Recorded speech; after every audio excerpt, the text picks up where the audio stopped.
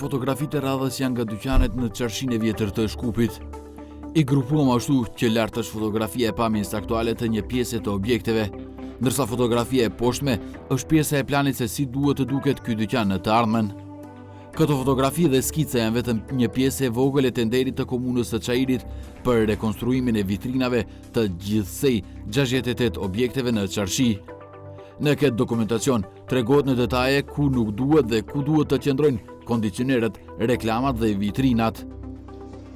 Ky tender i Çajirit, për të cilin komuna gëzon mbështetjen e Ministrisë së Ekonomisë, nuk është i vetmi kur bëhet fjala për rekonstruimin e qarshisë.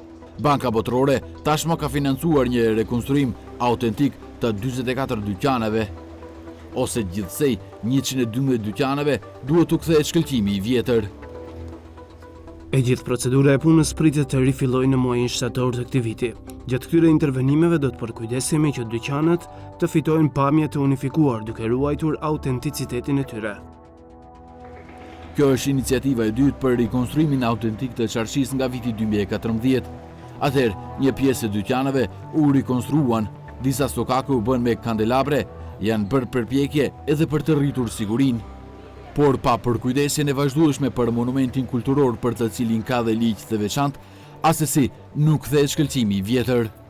Izložite mora da бъдат нещо чисто, убаво, ама ко заштита на спомениците на чаршијата. Према тоа, луѓето од целиот свет доаѓаат во Скопје, ако доаѓаат во Скопје во чаршија, нема шанса да не дојдат и да не поминат. Затоа чаршијата има голема вредност, жалосно е, трагично е, комично е, што ние, родени во Скопје, не знаеме што ни значи чаршијата. Përveç vitrinave të vjetra të dyqaneve, një problem i ri për qarshinë janë edhe terrasat verore të paligjshme. Edhe këtu, si në çdo vend të famshëm në vend, hapësira për këmbësor është pushtuar nga vende për të ulur. Sa i përket terrasave të vendosura pa leje nga ana e disa lokaleve në qarshinë e vjetër të Shkupit, komuna e Çajirit ka dërguar gjithsej 35 paralajmërime me shkrim për largimin e të njëjtave.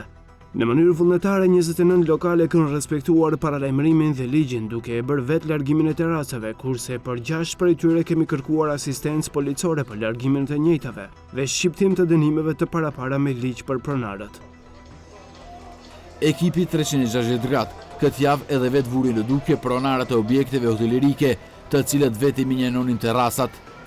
Kuptohet, ata nuk donin të flisnin para kamerave. Ata që nuk veprojnë vetë si shton nga komuna, do t'i largojnë me ndihmën e policisë. Nëse realizohen paralajmërimet dhe nëse tenderet kanë sukses, në fillim të vitit të ardhshëm, qarshisë të vjetër të Shkupit mund t'i kthehet shkëlqimi i vjetër.